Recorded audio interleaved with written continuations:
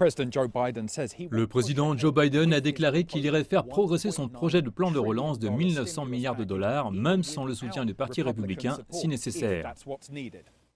En plus de 8 États, plus d'aide aux chômeurs et aux entreprises, la partie la plus importante sera un chèque proposé de 1 400 dollars pour la plupart des Américains.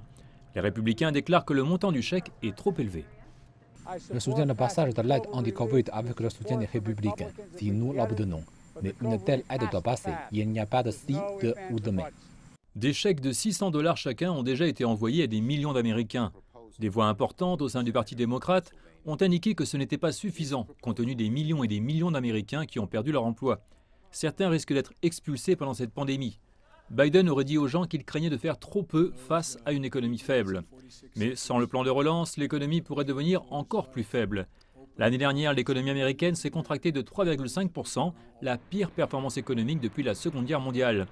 Joe Biden a fait campagne pour être l'unificateur et a promis de travailler avec les républicains chaque fois qu'il le pourrait. Cela remettra en question le caractère bipartite de l'ère Biden si, sur l'un de ses premiers textes législateurs majeurs, lui et le Parti démocrate finissaient par le suivre.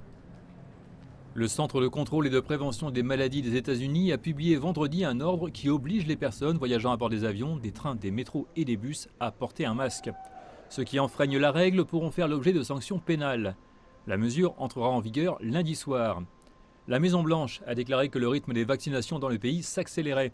Au cours des 7 derniers jours, il y a en moyenne 1,2 million de vaccinations par jour. L'objectif reste 1,5 million. Cela fait suite au plan de Biden pour 100 millions de vaccinations au cours de ses 100 premiers jours, un plan considéré comme trop prudent et pas assez ambitieux face à une telle pandémie.